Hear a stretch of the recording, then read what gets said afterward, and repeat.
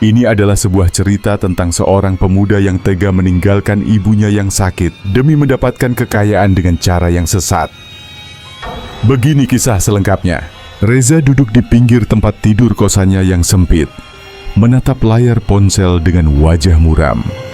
Scroll Instagram, teman-temannya satu persatu pamer motor baru, Yamaha R15, CBR. Ada yang ngepost sambil caption, "Perjuangan gak akan khianatin hasil." Reza hanya bisa menelan ludah. Di luar, suara knalpot motor meraung. Teman sekosnya, Dimas, baru pulang nongkrong. Dimas juga baru kredit motor 2 bulan lalu. Meski cicilannya mencekik, dia tetap bangga bisa jadi pusat perhatian di tongkrongan. "Za, keluar yuk." Nongkrong bentar di warkop, ajak Dimas sambil lepas helm. Reza menggeleng pelan. "Lagi gak enak badan, Mas." Padahal bukan sakit, dia cuma malu. Kalau nongkrong selalu jadi bahan ejekan karena masih pakai motor pinjaman. Atau kadang nebeng, motor lamanya rusak dan gak bisa diservis lagi. Uangnya habis buat bantu ibunya di kampung yang sakit-sakitan. Reza terdiam lama, menatap langit-langit. Kipas angin berdengung pelan.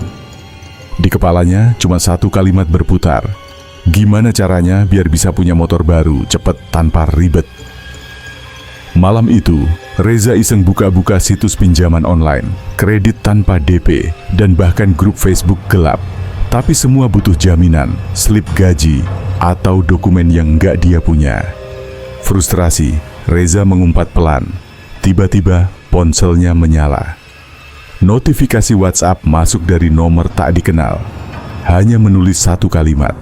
"Kalau mau punya motor, tapi nggak mau ribet, cari aku di Pasar Tumpah hari Jumat, jam 3 pagi. Reza mengernyit. Siapa ini? Gak ada nama. Tapi rasa penasaran dan keputusasaan perlahan menggantikan logikanya. Ia ketik balasan. "Siapa kamu?" Centang 2. Tapi tak kunjung dibalas. Di luar, suara motor Dimas kembali meraung keras. Reza memejamkan mata. Dan dengan suara nyaris tak terdengar, ia berbisik, "Apa salahnya coba? Cuma pengen hidup enak." Pasar Tumpah, yang biasanya ramai di siang hari, malam itu gelap dan sepi. Hanya lampu-lampu kuning redup dari warung-warung yang tutup, menyisakan bayangan panjang di antara lapak-lapak kosong. Jam di ponsel Reza menunjukkan 02.59. Jantung Reza berdetak cepat. "Gila. Gue ngapain sih kesini nih tengah malam begini?" gumamnya. Tapi rasa ingin tahu dan dorongan akan keinginan punya motor baru menutupi rasa takutnya. Ia melangkah masuk ke area pasar yang paling dalam, tempat biasanya pedagang daging dan ayam berjualan. Lantai becek, bau amis masih terasa meski tak ada orang. Tiba-tiba terdengar suara langkah kaki dari arah belakang. Reza menoleh cepat, tidak ada siapa-siapa. "Reza?" Sebuah suara serak memanggil dari arah gelap. Ia menoleh. Seorang lelaki tua berpakaian lusuh berdiri di pojok lapak. Rambutnya acak-acakan, matanya merah seperti habis menangis, dan tangannya membawa sebuah kantong hitam. "Kamu yang mau motor kan?" Reza menahan napas. "Iya." Orang tua itu tertawa kecil. Tawanya berat seperti menahan sesuatu. Ia membuka kantong itu dan mengeluarkan sebuah helm full face berwarna merah marun, masih baru dan mengkilap. "Kalau kamu pakai ini, motor akan datang sendiri ke rumahmu." Reza menatap helm itu dengan bingung. "Maksudnya?" "Motor, uang, keberuntungan, semua akan datang, tapi ada syarat." Orang tua itu perlahan mendekat, lalu berhenti tepat di depan Reza. Sorot matanya tajam, menembus kulit hingga tulang. "Kamu tidak boleh menolong ibu kandungmu dengan cara apapun. Tidak uang, tidak tenaga, bahkan tidak doa. Kalau melanggar, dia akan menjemputmu lebih cepat dari yang kau bayangkan." Reza terdiam. Hatinya bergolak. Tapi pikirannya tetap pada motor, gengsi, dan pengakuan. "Kalau saya setuju, kapan saya dapat motornya?" Orang tua itu tersenyum dingin. Begitu kamu pulang dan bangun besok pagi. Reza menatap helm itu. Tangannya gemetar saat mengambilnya. Kalau saya nggak setuju, kenapa datang ke sini kalau tidak siap menjual bagian dari jiwamu? Reza menggenggam helm itu erat, menunduk, lalu mengangguk pelan. Saya setuju. Saat ia mendongak, pria tua itu sudah menghilang. Lapak itu kosong kembali. Hanya ada bau dupa yang menyengat dan suara angin dingin yang tiba-tiba menusuk kulit. Reza berdiri lama, merasa aneh, merasa takut, tapi juga excited. Ia pulang dengan perasaan campur aduk.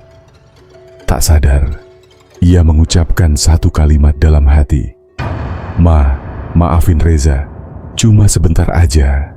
Keesokan paginya, Reza terbangun oleh suara deru mesin motor di depan kos.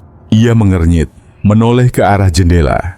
Sinar matahari menyusup lewat celah gorden tipis. Lalu ia lihat sesuatu, sebuah motor sport merah marun, mengkilap seperti baru keluar dari showroom, terparkir persis di depan pintu kosnya.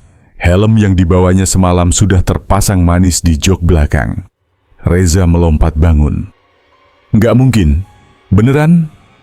Ia buru-buru keluar, memegang motor itu. Masih hangat, seperti baru saja digunakan. Kuncinya tergantung di stang, dan ada surat kendaraan lengkap di dashboard atas nama Reza Fadilah. Reza tak bisa berkata-kata. Ia mencium tangannya, matanya berkaca-kaca. Akhirnya, sejak hari itu hidupnya berubah drastis. Orang-orang kos mulai menghormatinya.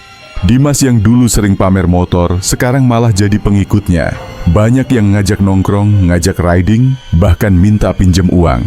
Reza juga mendadak dapat banyak pekerjaan freelance, desain, editing, bahkan endorse kecil-kecilan dari toko online. Uangnya ngalir terus. Namun, di tengah euforia itu, pesan-pesan dari kampung terus masuk. Zah, ibu kamu jatuh di kamar mandi. Dia demam tinggi, gak mau makan. Kalau bisa kirim uang buat beli obat, ya. Reza membaca pesan-pesan itu dalam diam. Jari-jarinya mengarah ke tombol transfer. Tapi, ia teringat ucapan pria tua itu. Tidak uang, tidak tenaga, bahkan tidak doa.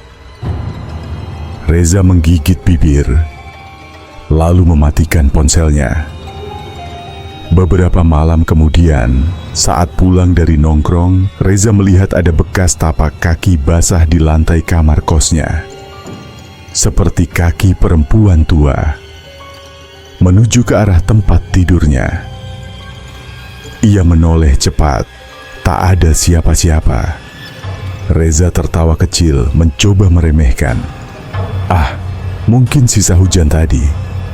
Tapi sejak malam itu, mimpinya selalu sama. Ia melihat ibunya terbaring lemah di ranjang, mulutnya menganga, tangan menadah, matanya memohon. Tapi setiap kali Reza mencoba mendekat, tanah tiba-tiba terbuka dan menyeret ibunya ke dalam sambil berteriak, "Kenapa kamu gak tolong ibu?" Reza bangun dengan napas tersengal, keringat dingin membasahi bantal. Ia menatap helm yang tergantung di tembok. Masih bersih, masih kinclong, tapi seolah sedang menatap balik ke arahnya. 3 hari berlalu sejak mimpi terakhir itu. Reza makin sering begadang, takut tidur. Setiap kali tertidur, bayangan ibunya selalu muncul, kali ini lebih menyeramkan. Matanya membiru, tubuhnya lebam, dan mulutnya terus mengucap hal yang sama. "Tolongin ibu, Reza, tolongin." Pesan-pesan dari kampung berhenti datang.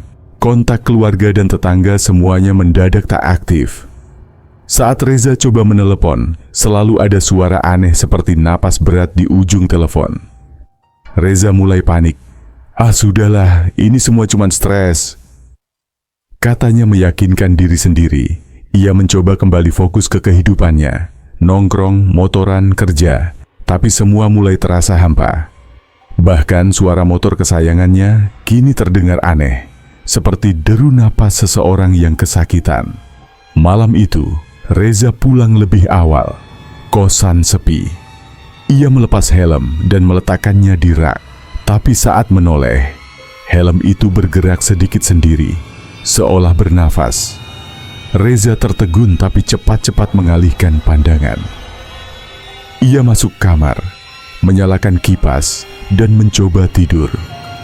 Sekitar jam 2 pagi, ia terbangun karena bau anyir menyengat dari kolong tempat tidurnya. Pelan-pelan ia menunduk, membuka spray, dan melihat sosok perempuan tua tergeletak di bawah. Tubuhnya penuh luka, darah menetes dari mata dan hidung, rambutnya kusut, dan wajahnya. Itu ibunya. "Ibu," bisik Reza. Suara tercekat. Tiba-tiba, mata sosok itu terbuka, menatap Reza lekat-lekat. "Kenapa kamu gak tolong ibu? Kenapa kamu milih motor? Kenapa kamu tega?" Reza menjerit, bangkit mundur, membentur tembok. Saat ia membuka mata, sosok itu sudah hilang, tapi lantai kamarnya masih basah. Ada jejak darah menuju pintu keluar. Reza menggigil. Ia gemetar, tubuhnya lemas. Malam itu, untuk pertama kalinya sejak kesepakatan, Reza berdoa, "Tuhan, kalau ini ujian, saya nggak kuat. Kalau ibu saya masih hidup, tolong dia." Saat ia mengucap kalimat itu, lampu kamar tiba-tiba padam. Dari luar jendela, terdengar suara perempuan berbisik, "Kamu melanggar." Dan saat lampu menyala kembali, cermin di dinding pecah sendiri, seperti dihantam benda keras dari dalam. Reza berdiri terpaku. Ia tahu, perjanjiannya sudah retak. Sejak malam itu, Reza berubah. Ia jarang keluar kamar. Motor sportnya dibiarkan berdebu di halaman. Helm merah marun itu tak lagi tergantung di dinding, tapi dimasukkan ke dalam kardus, dilakban rapat, dan disimpan di bawah ranjang. Tapi tetap, suara napas berat dari dalam kardus itu kadang terdengar di malam hari. Suatu pagi, Reza bangun dan mendapati darah menetes dari atap kamarnya. Ia mendongak perlahan, tidak ada siapa-siapa di atas, tapi bau amis makin pekat. Ia mencari sumbernya, hingga akhirnya menemukan foto ibunya, basah oleh darah, terselip di bawah bantalnya. Tangannya gemetar, dadanya sesak. Malam harinya, ia duduk di pojok kamar, menyalakan lilin karena lampu kamar mendadak mati total. Lalu ia mulai mendengar suara. Ketukan, perlahan, di pintu kamarnya. 3 kali. Tok, tok, tok. "Dimas?" panggil Reza, tapi tak ada jawaban. Ia berjalan ke pintu, menempelkan telinga. Dari luar, terdengar suara napas terengah. Pelan, namun menyiksa. Reza mundur. Ia tahu siapa yang ada di balik pintu itu. Tok, tok, tok. Kali ini lebih keras. Lalu suara serak itu muncul lagi. "Bukain, Reza. Ibu gak bisa masuk kalau kamu gak buka." Reza menjerit, melempar kursi ke arah pintu. Ia bersujud, menangis sejadi-jadinya. "Maaf, Bu. Maafin Reza. Maaf." Tiba-tiba, suara itu berhenti. Sunyi, sangat sunyi, hingga Reza mendengar sesuatu dari dalam tubuhnya sendiri. Detak jantungnya melambat. Nafasnya terasa berat. Matanya mendadak perih seperti ditusuk-tusuk jarum. Lalu ia muntah darah. Bukan banyak, hanya setetes 2 tetes, tapi rasanya seperti panas membakar kerongkongan. Ia lari ke cermin, ingin melihat wajahnya. Dan di sana, ia melihat bayangan ibunya berdiri di belakangnya. Tapi tubuh Reza tak bisa bergerak, mulutnya hanya bisa bergetar. "Ih, Bu. Bayangan itu mengangkat tangannya, memegang palu dan paku, dan Reza merasakan tusukan pertama, tapi bukan dari belakang, dari dalam dirinya sendiri. Pagi itu, suasana di kos Reza berbeda. Dimas, teman sekamar yang biasanya santai, mengetuk pintu Reza berkali-kali. Tak ada jawaban sejak semalam, padahal motor Reza masih terparkir di halaman. "Za, lu sakit? Bangun weh, mau ngopi nggak?" Dimas berseru. Sunyi. Akhirnya pemilik kos mendobrak pintu. Begitu terbuka, semua langsung menjerit. Reza ditemukan tergeletak di pojok kamar. Tubuhnya kaku, wajahnya hancur seperti dipukul dan ditusuk-tusuk dengan paku besar. Matanya membelalak, masih terbuka seolah menatap sesuatu yang mengerikan sebelum ajal. Di dinding kamarnya, seseorang atau sesuatu telah menulis dengan darah, "Aku sudah datang, tapi anakku tak membuka." Pihak kepolisian datang, tapi mereka kebingungan. Tak ada tanda perlawanan, tak ada jejak pelaku. Hanya satu hal yang membuat semua orang merinding. Di bawah tubuh Reza tergeletak sebuah helm merah marun, basah oleh darah, dengan satu kata terukir samar di kacanya, "Maaf." Tak ada keluarga yang datang menjemput jenazah. Tetangganya di kampung bilang, ibunya sudah meninggal seminggu sebelumnya, dan jasadnya menghilang dari rumah saat malam, tanpa jejak. Kos Reza kini kosong. Kamar itu dikunci selamanya. Tapi orang-orang bilang, setiap malam Jumat Kliwon, bisa terdengar suara motor meraung pelan di depan kosan itu. Dan sesekali, ada yang melihat bayangan perempuan tua berdiri di pintu kamar Reza. Mengetuk perlahan, tok, tok, tok. Beberapa bulan setelah kejadian, Dimas iseng buka ponsel lama Reza yang disita polisi. Di galeri, ada satu video yang tak bisa dihapus, direkam otomatis oleh sistem saat jam 2 pagi. Video itu hanya berdurasi 13 detik. Memperlihatkan Reza duduk di depan cermin, tersenyum kecil, tapi di baliknya jelas terlihat sosok wanita tua berdiri, memegang palu dan paku. Lalu video terputus.